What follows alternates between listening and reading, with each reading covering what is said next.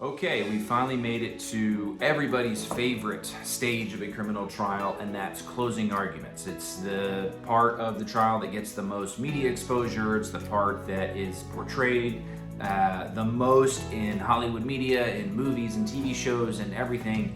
It is the part that young lawyers dream about doing when they're in law school and in the mock trial clubs and all that stuff.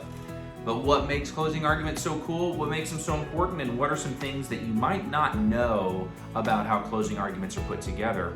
Let's talk about that this week, so stick around.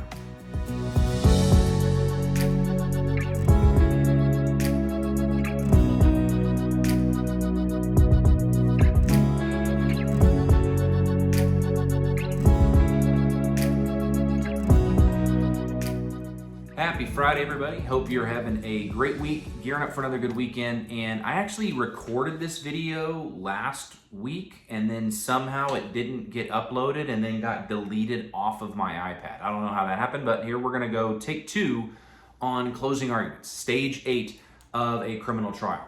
Before I dive into closing arguments, I want to remind everybody that I have two really big favors to ask. The first is super easy. You're already here. Please hit me with a like and hit a subscribe on the channel. That's how I justify to my bosses, to my partners, being able to keep doing these videos. The fact that people are watching them and getting some enjoyment out of it. So please do that. That really helps me. And the second one, even more important, I don't just have a YouTube channel. I also live stream over on Twitch. Every Wednesday night and Sunday night, I do an open forum discussion of whatever you guys want to talk about, whether it's firearms laws, whether it's marijuana laws, whether it's the recent Supreme Court decisions. We've had conversations about landlord-tenant laws, you name it. I have a conversation over there. So Wednesday night and Sunday night, the link to that channel is right below you in the video description if you hit more info, and it's also right here. So take a minute, pause the video, go to this address, and hit the follow button.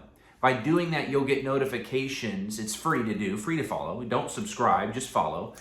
It's free to do, and you get notifications of when I go live on Wednesday and Sunday night, and then we can chat about whatever it is that you want to talk about. And it's a really cool thing that I really want to keep doing, but obviously I need people to show up in order to do that. So please do that, it would really help me out. Okay, closing arguments. There's a reason why they are the most well-known and popular part of the trial, and that's probably because they're the most dramatic part of the trial. This is really the only chance that the lawyers get to tell their fully theatrical story. We get to give the jury snippets. We get to give the jury little tidbits here and there during jury selection or during opening statements or in cross-examination of government witnesses or during the direct of our witnesses. We get to kind of start laying out the spokes of that wheel, but we don't get to fully embrace and just tell the story from beginning to end until closing arguments. And most lawyers know that, and they realize how important that is for a jury to hear a cohesive story. So they have to really go at it on closing arguments. So they kind of throw everything they have into closing. And that's why it's the most dramatic, it's the most exciting, it's the most kind of has your highs and lows. It's a fun part of trial. Now, some things that you may or may not know about closing arguments. The first thing is, just like we've been talking about the how the whole trial is structured. You've got the government gets to go first because it's their burden, then the defendant gets to go, and then the government has an opportunity to go again in their rebuttal case. Closing arguments operate the same way.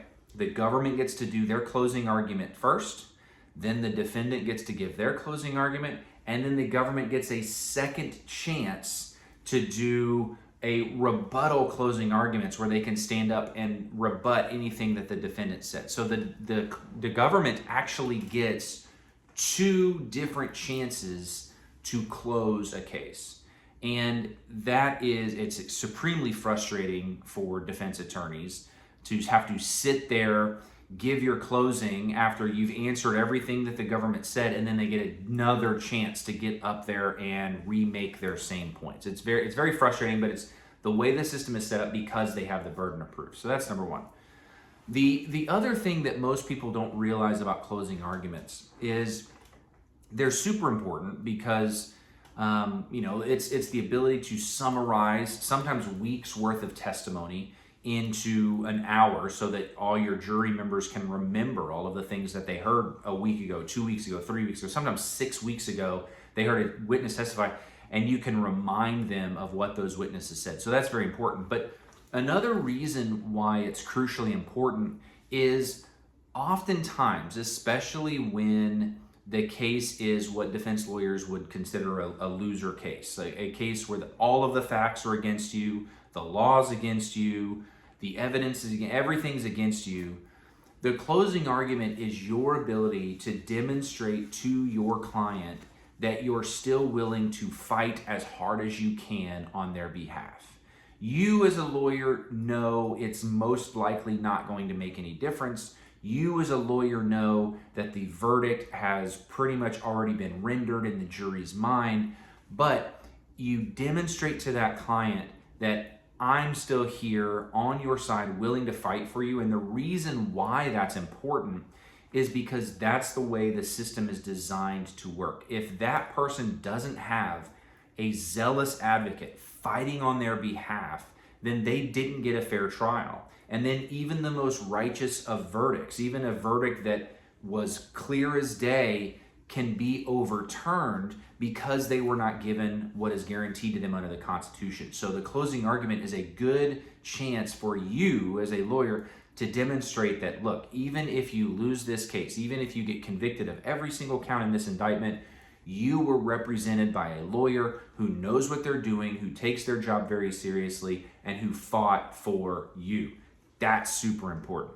Now, the importance of the closing argument sometimes gets overstated, I think, a little bit, because I think most juries have already made up their minds on what their verdict is most likely to be. They may be swayed here and there. Individual jurors may be swayed here and there on a good closing argument. But for the most part, I mean, especially in these long trials, they've listened to 6 weeks of testimony. They have a pretty good idea, because juries are smart. Jury members are smart. They pay attention.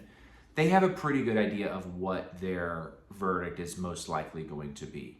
So I don't know that statistics would show that verdicts are being swayed heavily one way or another based on a really strong closing argument. I don't necessarily think that's true. Not to say that, like I said, individual jurors don't change their mind from time to time. I just don't think that that's the majority of what happens. I think that would be the exception, not the rule. But still, closing arguments, super important. They're the one part of the trial that you can almost guarantee you're going to have an audience for.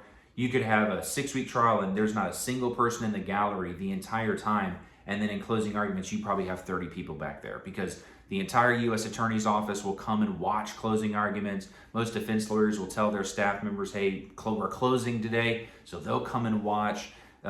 Just officers of the court, different court staff, they'll want to come see closing arguments. So it is an emotionally charged moment in a trial. It's highly dramatic. It's highly exciting. I do recommend, because courtrooms are open. Remember, they're open to the public. If you are ever able to go up to a courthouse and ask when their next trial is and try to figure out when the lawyers would be doing closing, I think it's worthwhile for everybody to see, just so you can see how that process works and how it looks in real life. Nowadays, with the internet on Court TV being online and live 24/7, you can just watch that stuff on YouTube. That's another great place to watch some really good closing arguments, because again, I think they're very interesting to see how different lawyers do it, because every lawyer has a different style and a different level of effectiveness. And like I said, closing arguments are awesome. I could talk about them all day, but I'm not going to hold you here for more than 8 minutes, 10 minutes, however long it's been. So go enjoy your weekend. I hope everybody has an awesome Saturday and Sunday. Remember, on Sunday, I will be live streaming on Twitch. 7:45 p.m. Texas time is when I usually start, so around 8 p.m. Central Standard Time. That's when you need to log on to Twitch. Come hang out. I want to talk about the law. I want to talk about law school, what life is like as a lawyer, what type of cases I enjoy doing, my favorite cases. I've got stories for days, so I'd love to tell stories or answer questions on anything that's topical that's going on right now. We've got a lot happening in the law with the Supreme Court and the Trump cases and all that stuff. There's a lot of stuff to talk about. So come talk about it. Remember, the link is down below. Hit more info in the video description, and I look forward to seeing you there. Until I see you then, or until I see you next Friday, everybody out there be good and stay on the right side of the bars.